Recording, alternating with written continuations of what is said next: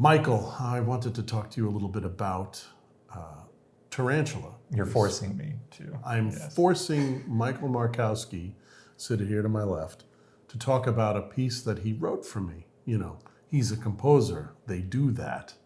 And yet he didn't want to talk about it. For me, this project of music with living composers, it was important to get what the living composer had to say about their compositions. I wish throughout history there are many composers we could ask questions, you know, to ask Mozart this or Beethoven that, or I don't speak German, I wouldn't have been able to ask them anything, but you get the idea. And fortunately, Michael and I speak a similar language, that is Brooklynese. Hope you understand and enjoy the accents, or at least mine. But I wanted to ask you, this guy reaches out and says, hey, would you write something for bass, clarinet, and piano, like, and you foolishly said yes. How did we go from yes to a piece that I recorded on paper? Like, so long ago, I don't remember. Well, of course, we worked together prior to this on a recording project that I did with the Brooklyn Wind Symphony. You soloed on a piece for clarinet and wind ensemble called Unfamiliar Territory. So we had sort of that working relationship to kind of go off of.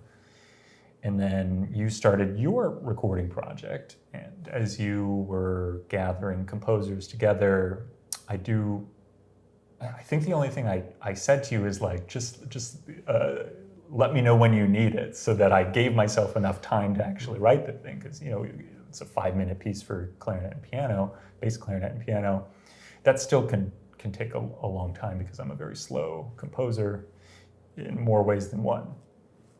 It's all right, I'm just very slow, so okay.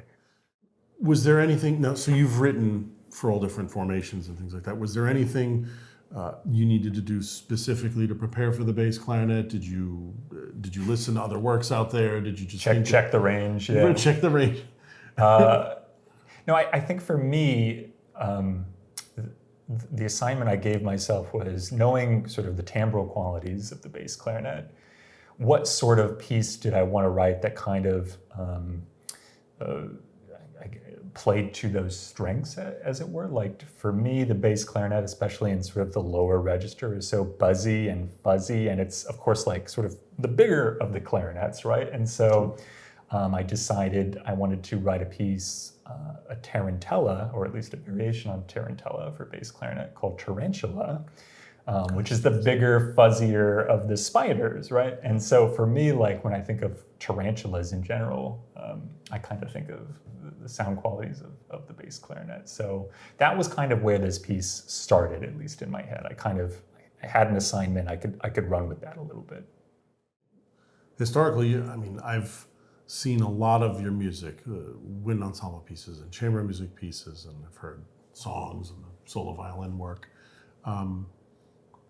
Did you have to do anything different as the process went on? I mean, were you thinking about more than just the range? Or did you have a shape? Did you have a?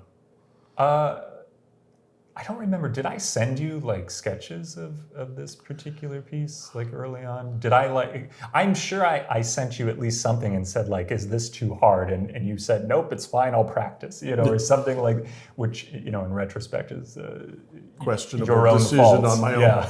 My own.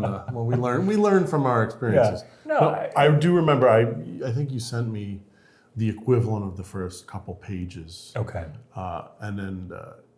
I remember you mentioning, well, there's going to be a little cadenza moment, and I think we spoke a little bit about, you know, the do's and or don'ts or things like that. And no, it's all do's if I remember. Well, again, I'd like the composer to get his way, yeah, or her way, or their way, or any way. Well, you know, it's interesting because we joke or half joke about this piece being, it's only 5 minutes long, but there's a lot in it, right? Like there's a lot of range stuff, there's a lot of mixed meter, there's a lot that makes it fairly difficult. There's some altissimo bass clarinet, at least a couple of notes, right? Yeah, like, sure, yeah. You didn't tell me I couldn't do that, so I did. No, and we did it. No, it's fine. And you did it phenomenally. Oh. But what's interesting is about a year ago, I did a new version of this piece for bassoon and piano. And in going back and making it work for sort of a standard bassoon range, I realized just how in the stratosphere I asked you to go. And so like the bassoon version has things taken down like an octave, like in some cases completely. So it's, it was 5 or 6 years ago we worked on this together. So, you learn things, but you make it sound like anybody can play this piece. I mean, anybody can play it. A little practice. I mean, honestly, it's what I did. If I can do it, you can do it. So yeah. I'll tell you another little way I found myself into this tarantula kind of piece. Tarantulas have how many legs or arms? Arguably 8. Yeah, if they're lucky. Yeah. So one of the again, part of the assignment of this piece was I'm going to write a piece that is primarily using one of the octatonic modes. So you've got eight pitches in that particular mode, as opposed to 7 in like diatonic major, that sort of thing. And so this piece sort of injected with even more speedra, just in terms of its melodic content as well. And then, of course, like I said, there's the Tarantula aspects of it. So it's compound meter here and there, but it's an off-kilter compound meter. It's like 7/8, 5/8, that sort of thing, rather than the standard 6/8. I think is what you typically see Tarantulas. That's right. Yeah. Sort of written in. So that's a little bit of the, I guess, my insight into sort of my process, what I was thinking about when I was kind of writing this. Like, I need to give myself an assignment. I can't just write music for the sake of writing it. I need to have a reason.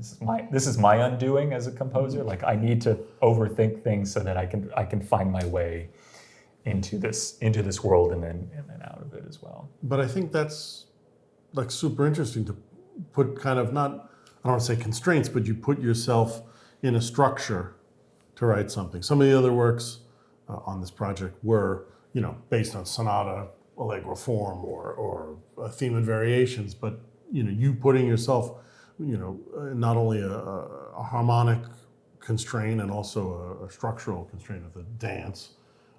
It's terrific, and I think this is interesting insight on how music gets written. I mean, that's something I've never been able to wrap my brain around. I play all these scores over the years of all different formations, and I keep asking myself, how did someone take this from their brain to ink on paper? And that to me is always going to be elusive.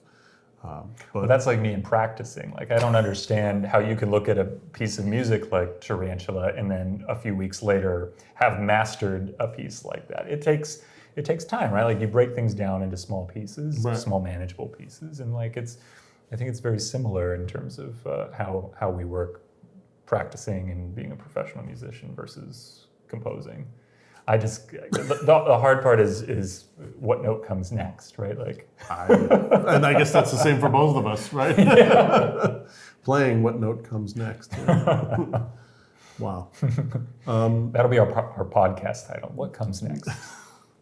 So, you've written now a fair amount of music, and especially with the clarinet, we have the Unfamiliar Territory, you have the clarinet quartet that we put together. I mean, all I can say is thank you for all the clarinet players that have repertoire thanks to you. And we look forward to what's coming next. What is coming next? What is coming next? We'll find out next time. Perfect.